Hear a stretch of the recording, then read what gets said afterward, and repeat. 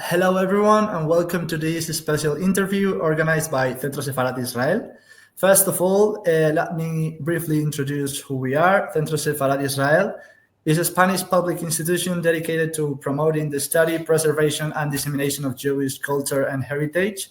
Our goal is to foster a deeper understanding of Jewish history and traditions within the Spanish society, strengthening the dialogue and mutual respect.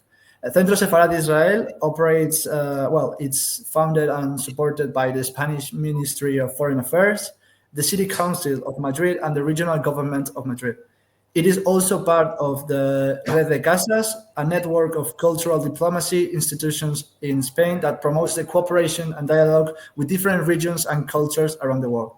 Today, we are honored to have with us Rabbi Yaakov, and we would like to thank him for taking the time to speak with us. So, Rabbi, to begin with, could you briefly introduce yourself and tell us about your role as a rab in Indonesia? Yeah, sure. Hi, Shalom, David. So I was born and raised in Indonesia, but my maternal grandmother, she was Dutch from Jewish descendant. Her family came to Indonesia before the Second World War. But because they came from before Second World War, so most of the family was killed by the Nazi during the Shoah. By the way, I started to become religious about 25 years ago when I started to gather several families of the Jewish descent in my city. And then we have founded a synagogue since 2004. Then I started to reactive the Indonesian Jewish community who was built during the colonial time by the Dutch. And by gathering the last or the remnant of the Jews who still live in Jakarta and Surabaya, it started from 2006 until 2014. During that time, we used the facility from the American Embassy or 5 hotel stars to be a place of the worship in Jakarta for the safety reason, for sure. And the Jews who attended were not only the local Jews who came basically from the Dutch and Iraqi, but also the expatriate Jews who works in the embassies and the foreign company in Jakarta or Indonesia. And also we have several Israeli who live in Jakarta as well. Although I have been leading the Indonesian Jewish community for quite a long time, and our study when I'm visiting Israel, America, and Europe, but the only I received semicha is from yeshiva, is called Los Caminos de Israel. It's based in the Florida in 2022. Yeah.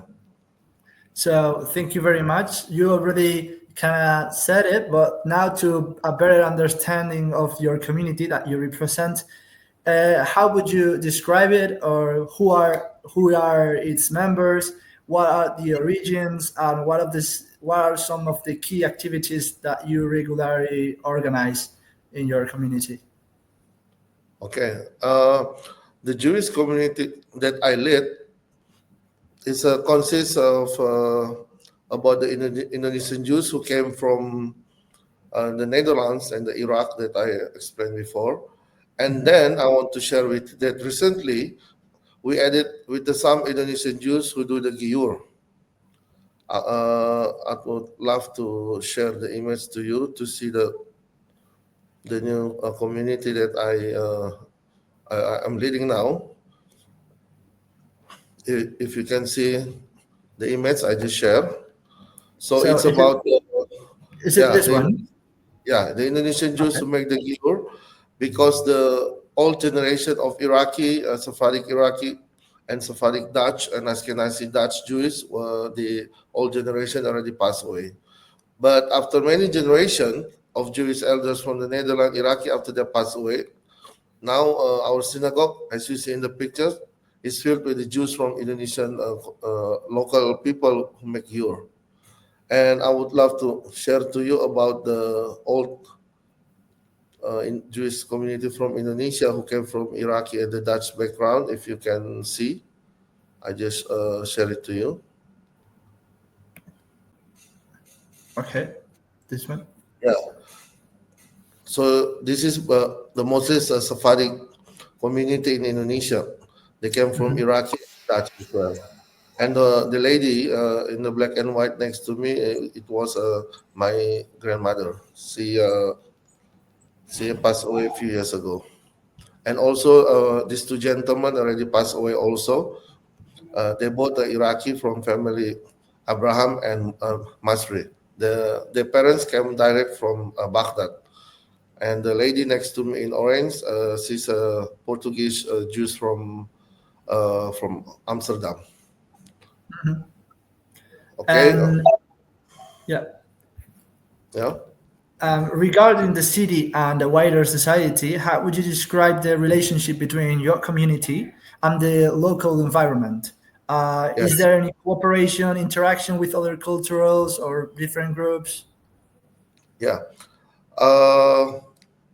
Because most of the community member now, they are part of the local community, so they didn't have a difficult problem to have a relation or working together with the other local community. But I try many things to make Judaism its existence in Indonesia, while like we active in the interfaith. Not only that, I invite the Muslim community to come to break the fasting, usually during every Ramadan in our synagogue, and introduce about Judaism to them. Because even I live in the majority of Christian community in this my part of Indonesia, but it's very important that as a Muslim, as a majority, that we know many Indonesians still very anti-Israel, anti-Jews. It's my big work to show it to them, to explain to them about the Jewish faith, about Judaism, and to make them appreciate about our faith. That's what I'm doing. Yeah. Mm-hmm. Now let's focus on the younger generations. Do we have a big young community? What role do young people play within the community? And how do you see the future of the Jewish community in Indonesia according to the new generations? Yes. I often invite young people from our Jewish community to participate, like in interfaith activity, to show our existence, to send them to any every training about the leadership, so many people know about our community, and also young people to teach to the other part of the local community, like to teach them about the foreign language, to taking part, also to part of the legal people who stand each other between the minority, like if we have persecution to the local indigenous community or to the Shia or to the Ahmadi Muslims, we have one a big interfaith organization who help each other on that. So I want the young generation to be active in that, so they will protect each other between this minority in Indonesia. Okay. Let's talk now about the connections with other Jewish communities. How does your community interact or maintain ties with different Jewish communities abroad, outside of Indonesia? Maybe you have relations with those communities. Yeah, I want to share some pictures that. So as I also works with a few Jewish organizations like World Jewish Congress, and also with Kulanu Jewish organization. It means that I met so many people from other Jewish community, but especially that we're doing is I'm active in the Spanish and Portuguese Jewish community around the world, because our synagogue become a part of it. We using the minhag from the Portuguese synagogue in Amsterdam. So we have we receive the Sidur, the prayer books, the Maksorim, everything is from Sephardic community, like from New Jersey. Last time we have about 4 big box from the New Sephardic synagogue in Lakewood. They send it to us, and also many prayer books from Portuguese synagogue in Amsterdam, like I said. And I'm working many with other like Mikveh Israel Congregation in Philadelphia, Shaar Israel in New York. They send us tefillin, because I'm leading people from from Asian country that not really have the currency is not strong, so we still need some help from the people from abroad because Judaica is very still expensive for the local people here. So yeah, they help us with those things. Mm-hmm. Now let's move to a question related to Spain. Spain, of course, has a unique historical connection with the Jewish people. All the Sephardic tradition. From your perspective, how would you describe the special relationship between this community and the Spanish tradition or Spain today? Is there still like a Sephardic culture among your members? Yeah. Can you open the pictures? Yeah. This is the photos about my friendship with the ambassador of Spain to Indonesia, His Excellency Mr. Francisco Aguilera Aranda. Like I said that as a Spanish and Portuguese Jewish congregation, we have some tradition that I also show it to Mr. Ambassador when he came to visit our synagogue for Holocaust Remembrance Day.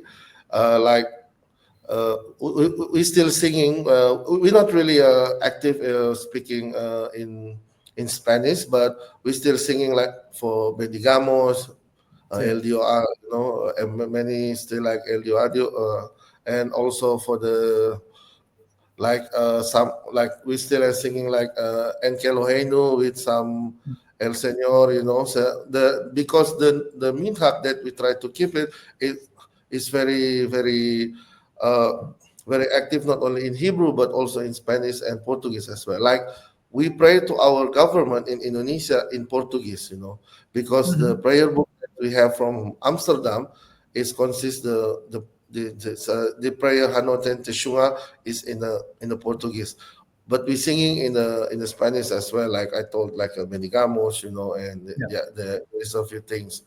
And when I saw it, I never been into Spain, but when I have a good friendship with Mr. Ambassador, I saw it to this, and he's very happy.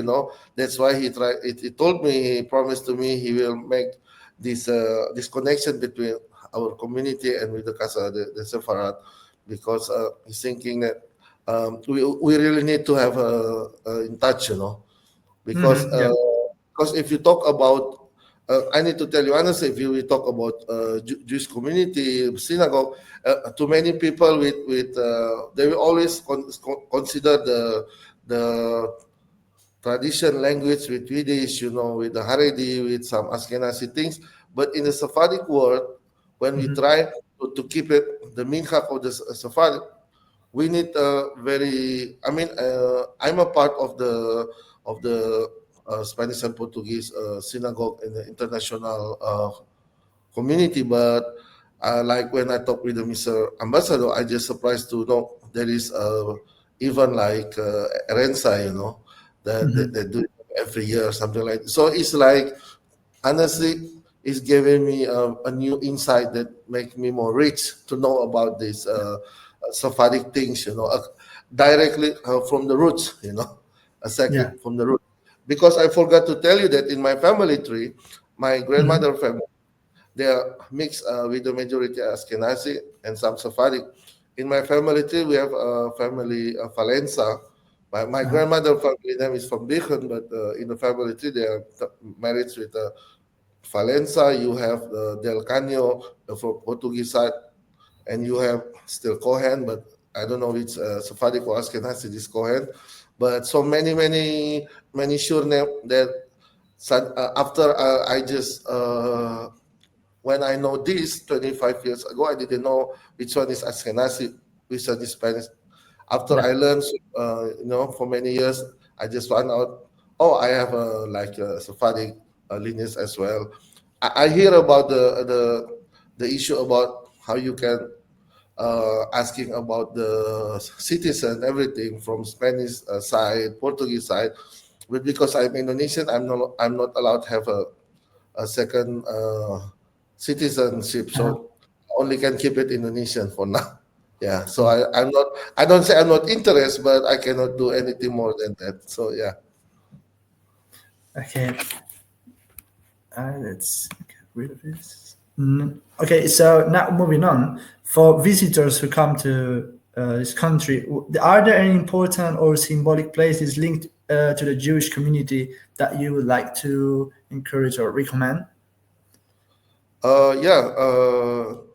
In addition to our synagogue building, which is unique because it resembles the Portuguese synagogue in Amsterdam, the interior, but the exterior, I make it like the old city in Jerusalem, with like Jerusalem stone complex. And we also have a Holocaust museum that I built next to the synagogue. It's the first Holocaust museum in Southeast Asia. So we have a mikvah as well. And what I want to tell you, I want to share it with you. We have the largest menorah in the world. Oh, God. Located only an hour from our synagogue. Can you give him a minute? I want to share it to you, the pictures. Yeah. Because, 1 second. I must tell you, honestly, this is the biggest. It was in the New York Times. 1 second.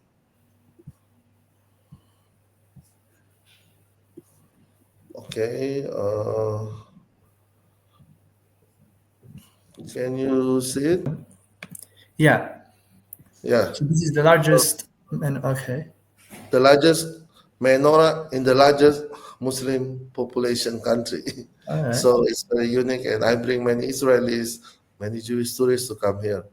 As you can see, you can compare the heights with the building next each other. You know, it's very big, so Yeah. it's very unique. I can tell you for that. So yeah, it's very interesting. I mean, there is a place for scuba diving as well, and you can see the famous for scuba diving in the world. Indonesia is in our place. You have a nice lake. You can see the Jewish cemetery, the Sefardí cemetery from Iraqi community. You can see as well. So yeah, so many interesting things to see for sure. Moving now to the religious life, could you tell us about the Jewish life here in terms of culture, food, maybe restaurants? I don't know whether you have a school, a Jewish school, and other religious services linked or available to the community. Yeah, for kashrut betters, I can proud to tell you that I'm a shohet and mashgia as well. I work for some kosher hesher, so in Indonesia, because we have so many tuna cane factory here. We don't have a kosher restaurant here, but we eat.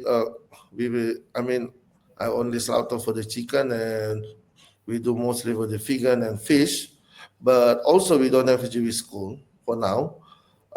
Most kids we send into the private or to the public school. But we are planning to establish a Jewish school for the children and teenagers in the future. But the problem with us, like the educational matters, like books, like Talmud set, Shulchan Aruch set, we still don't have it like religious books like that. It's very expensive and the delivery cost also is the same price with the price of the book. So it's still very, very hard to get it. I will try someday probably like funding, if we can have a funding for some Jewish organization to have this, like for Talmud set, Bavli, or even the Yerushalmi or Shulchan Aruch or whatever, then we can start to do the Jewish school or the yeshiva class for the adult as well. That's very important because we know without Jewish education, it's difficult to have Jewish future, right? So education is still very important. But yeah, it's we don't have it for now, but I'm doing that for the future. All right.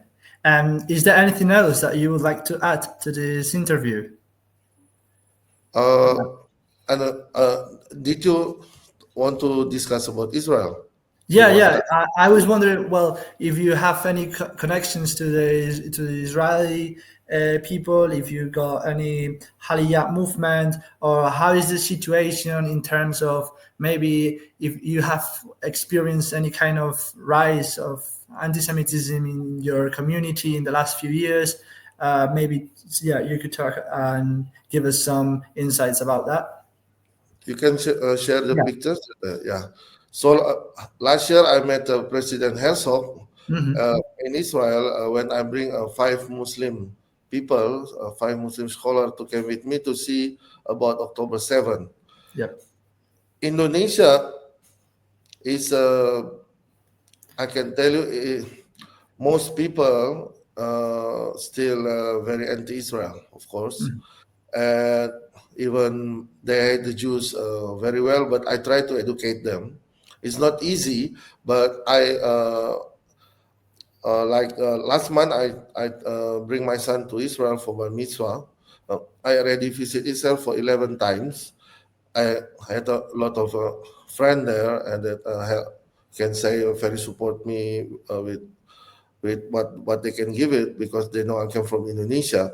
But it's not easy to explain about the future relationship between Israel and Indonesia in Indonesia. It's still difficult. The journalists, the media, everything, they didn't give any chance to give even a small chance for the normalization. Everyone rejected, everyone hated. But now we come to the era that many people is realize that it's very important to have this relation in the future for the sake of our country. I cannot promise, but I'm working very hard to make this happen. I hope the next Abraham Accord, not only Saudi Arabia, but also with my country, Indonesia. And I'm working for that step by step from inside. It's not easy to become Jews in Indonesia. If you talk about anti-Semitism, I have a bad experience when I was in the mall with my pregnant wife and I got attacked by 5 Indonesian Muslim at the time. They want to attack me and with my wife, but I'm glad that the security came right on time to rescue me and my wife. And it was happened 2011, and just a few months after that, I learned about Krav Maga because I know that it's very important if you can do the self-defense. Also, not only speak up about against anti-Semitism, but you need to practice yourself to fight. If you Hasbe Khalila, you met them in the street. So I encourage my community to learn self-defense. That I'm glad they did. So if, like I said again, Hasbe Khalila, if something happened, at least we can protect ourselves because it's very important to fight this with the action, not only with the statement. But about anti-Semitism in the media, in everything, is very, very strong here in Indonesia. I try to counter whatever I can, but sometimes it's still not enough. But we try the best to do it this, and we hope support from other Jewish community from over the world. Okay, so with that being said, thank you so much, Rabbi Yaakov, for your time and also for your labor in what you're doing in Indonesia, for sharing with us such valuable insights with us today. It's been a real pleasure for me and for also the viewers that they are seeing us to learn more about your community and your role. And to all our viewers, we invite you to follow Centro Sefarad-israel in our social media channels and website, where we will continue to share interviews, events, and activities like this, aimed to promote the Jewish culture and fostering the dialogue between cultures. We would also wanted to thank the Spanish Embassy in Indonesia for also make this happen. And we hope to see you soon at our upcoming events. And thank you for watching and goodbye. Thank you very much.